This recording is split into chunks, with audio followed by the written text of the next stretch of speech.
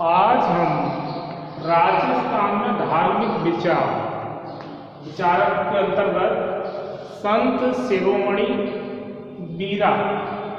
मीराबाई के बारे में जानेंगे कि मीराबाई के जन्म के संबंध में विद्वानों में क्या क्या विचार है विद्वानों के, और मीरा का जीवन किस प्रकार का बीता, और मीराबाई जो कि कृष्ण भक्त थी वो विधवा होने के बाद भी भक्ति में लीन रहती है और उनको किन किन परेशानियों का सामना करना पड़ता है। और मीराबाई जो कि बचपन से भक्ति भावना में लीन रही, वो अंत समय तक कृष्ण भक्ति में ही डूबी रही। मीरा के जो पालन पोषण है वो एक राजसी परिवार में हुआ, और लेकिन उनका दुर्भाग्य ये रहा कि वो विधवा हो गई, ज़्यादा समय नहीं बीता, विवाह हो गई। और राजपूत परंपरा के अनुसार किसी विधवा स्त्री को किसी दूसरे को अपना पति कहना ये रास नहीं आया, और विक्रमादित्य थे वो उनकी भक्ति भावना से बहुत ही नाराज रहते थे और उन्होंने उनको चार दीवारी में कैद करने का भी प्रयास किया, लेकिन मीरा की भक्ति नहीं रुकी और वो भक्ति में लीन रही। उन्होंने कृष्ण को ही अपना पति माना। उन्होंने ये बोला कि मेरे तो गिरधर गोपाल और दूसरों ना कोई, और मेरे नयन बसे नंदगार। तो ऐसी जो उनके काव्य है, जो रचनाएं हैं, उनको देखने से पता चलता है कि किस प्रकार वो कृष्ण के प्रति अगाध भक्ति की भावना रखती थी, और उन्हें इस भक्ति के कारण, कृष्ण भक्ति के कारण में विष का भी पान कराया, लेकिन वो फिर भी उन्हें कुछ नहीं हुआ। तो इस प्रकार से देखते हैं कि कुछ विद्वान मानते हैं कि कबीर और दादू जिस समय हुए उसी समय मीराबाई हुई, लेकिन कुछ विद्वान मानते हैं कि इसमें सामंजस्य नहीं बैठता समय को देखते हुए, और उनमें आपसी मतभेद बने हुए। और मीराबाई ने जो भक्ति उसका जो रस उनके काव्य में देखने को मिलता है वो बहुत ही अनूठा है। तो आज हम विस्तार से मीराबाई के बारे में, भक्त शिरोमणि मीरा के बारे में जानकारी प्राप्त करेंगे। तो पहले देखते हैं, राजस्थान की धरती वीर भक्ति और श्रृंगार की हमेशा से त्रिवेणी रही है। मतलब वीर भक्ति और श्रृंगार की त्रिवेणी। जिस समय राजस्थान में जम्बोजी दादू आदि संतों द्वारा धार्मिक समन्वय समाज सुधार के लिए प्रयास किए जा रहे थे, उसी समय राजस्थान में सगुण रस भक्ति धारा प्रवाहित करने वाली संत शिरोमणि मीरा हुई। मीरा के जन्म की तिथि में विवाद बना हुआ है विभिन्न विद्वानों में, जैसे कि आचार्य रामचंद्र शुक्ल ने मीरा का जन्म विक्रम संवत 1573 माना है। रामचंद्र शुक्ल क्या मानते हैं? मीराबाई का जन्म हुआ विक्रम संवत 1573, जबकि नरोत्तम दास स्वामी मीरा का जन्म विक्रम संवत 1555 से 1561 के बीच मानते हैं। नरोत्तम दास स्वामी क्या मानते हैं कि मीरा का जन्म जो है विक्रम संवत 1555 से 1561 के बीच है। डॉक्टर हीरालाल माहेश्वरी मीरा का जीवन काल विक्रम संवत 1555 से 1603 के बीच माना गया है। मीरा के कुछ पदों के आधार पर अनुमान लगाया गया है कि मीरा कबीर, तुलसीदास और अकबर के समकालीन थी, किंतु इसमें भी विद्वानों में संदेह बना हुआ है। और अब देखते हैं कि मीरा का बाल्यकाल और विवाह। तो मीरा मेड़ता के राठौड़ राव दूदा के पुत्र रतन सिंह की इकलौती पुत्री थी। मीरा का जन्म मेड़ता से लगभग 21 मील दूर उड़की नामक गांव में हुआ था। मीरा के अल्पायु में ही माँ का साया यानी देहांत, मतलब माँ का साया उठ गया और अर्थात उनकी माँ का देहांत हो गया। तो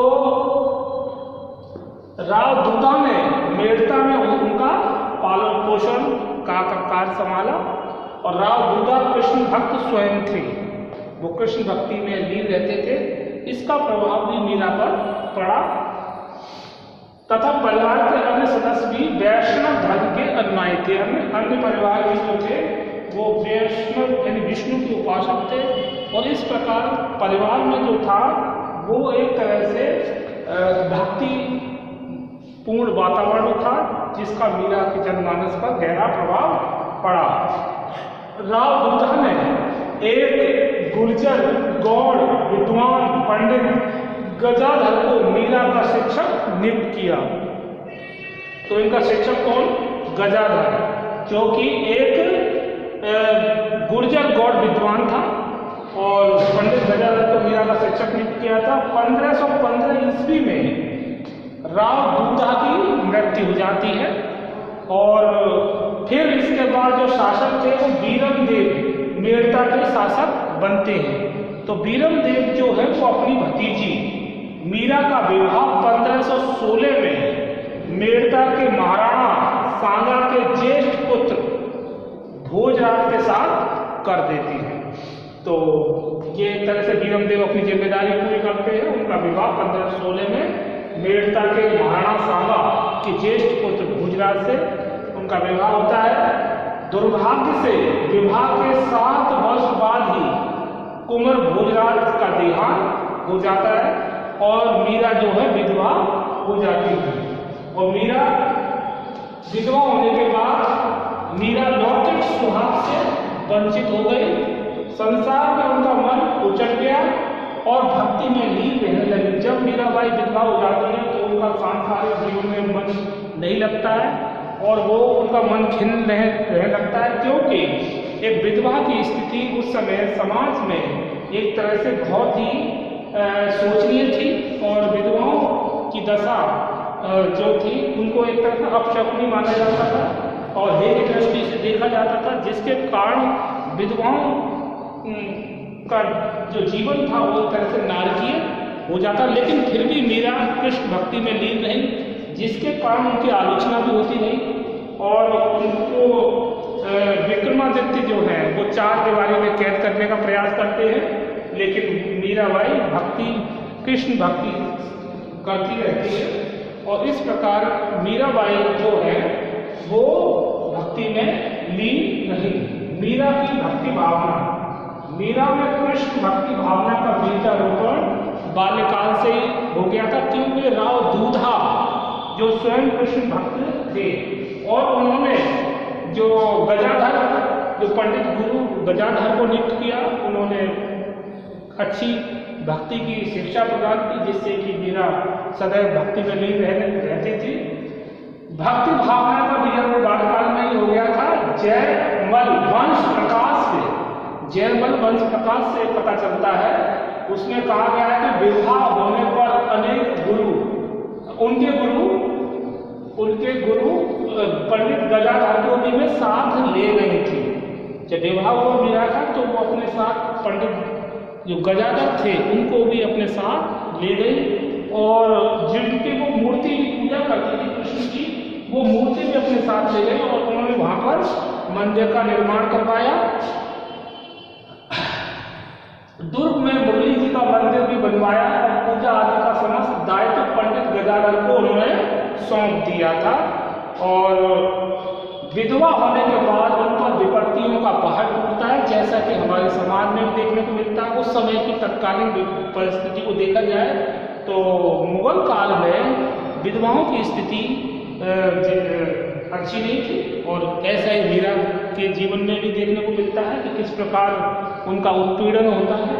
समाज में उनको मतलब भक्ति करने के कारण, कृष्ण को अपना पति मानने के कारण उन्हें गलत दृष्टि से देखा जाता है, उनको रोका जाता है, उनको विषपान कराया जाता है, तो जिससे मीराबाई को काफ़ी क्षोभ हुआ। उनका मन वैराग्य और उन्मोहन हो गया और उनका अधिकांश समय भगवत भक्ति और साधु संगति में व्यतीत होने लगा। तो जो इनके जीवन में विधवा होने के पश्चात खालीपन आया और तो वो अधिक से अधिक अब और अधिक भक्ति में लीन रहने लगी और अपना सारा ध्यान भक्ति और साधु संतों की संगति में लगाते। मीरा का साधु संतों में बैठना विक्रमादित्य को उचित नहीं लगा। मीरा को भक्ति से रोका और चार दीवारी में भी कैद करने का प्रयास किया गया। ज्यों ज्यों मीरा को कष्ट दिए गए त्यों तो उसका लौकिक जीवन से मोह घटता गया। मतलब विक्रमादित्य जो है वो मीराबाई को जितने ज्यादा कष्ट देता तो मीराबाई का उतना ही सांसारिक जीवन से मोह भंग होता गया और भक्ति की ओर उनका ध्यान बढ़ता चला गया और कृष्ण भक्ति के प्रति निष्ठा बढ़ती गई। मीरा ने अपना शेष जीवन वृंदावन और द्वारका में भजन कीर्तन और साधु संगति में ही बिताया और कुछ विद्वानों को मानना है कि वो अंत समय तक भक्ति में लीन रही और कृष्ण की मूर्ति में ही वो समा गई। तो मीरा की जो अनुपम भक्ति है वो बहुत ही एक तरह से अन्यत्र देखने को नहीं मिलती है। वो कृष्ण की भक्ति अंत समय तक बनी है। मीरा दासी संप्रदाय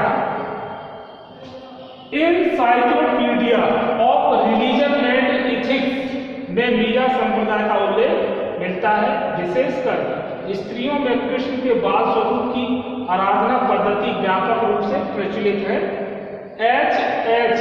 विल्सन और डॉक्टर गोपीनाथ शर्मा ने भी इस संप्रदाय का उल्लेख किया है, किंतु वास्तविकता यह है कि प्रेम रस में डूबी मीरा को इतना अवकाश ही नहीं मिला कि वह कोई संप्रदाय स्थापित करती है। तो यहाँ पर मतभेद है। कुछ लोगों का मानना है कि मीरा दासी संप्रदाय भी था, लेकिन कुछ विद्वान मानते हैं कि मीरा को इतना समय नहीं मिला कि वो एक संप्रदाय का निर्माण करती। तो इन बातों में विरोधाभास दिखाई देता है। भक्ति और साधना का उपदेश देती महादेवी वर्मा के अनुसार मीरा के पद विश्व में भक्ति साहित्य के रत्न माने जाते हैं। महादेवी वर्मा ने उनकी भक्ति का भी गुणगान किया है। तो encyclopedia of religion and ethics में मीरा संप्रदाय का उल्लेख मिलता है, जबकि विशेषकर स्त्रियों में कृष्ण के बाल स्वरूप की आराधना पद्धति व्यापक रूप से प्रचलित देखने को मिलती है। H.H. विल्सन और डॉक्टर गोपीनाथ शर्मा ने भी इस संप्रदाय का उल्लेख किया है, किंतु वास्तविकता कुछ विद्वान अलग बताते हैं। इसके बाद धार्मिक विचारों की समीक्षा।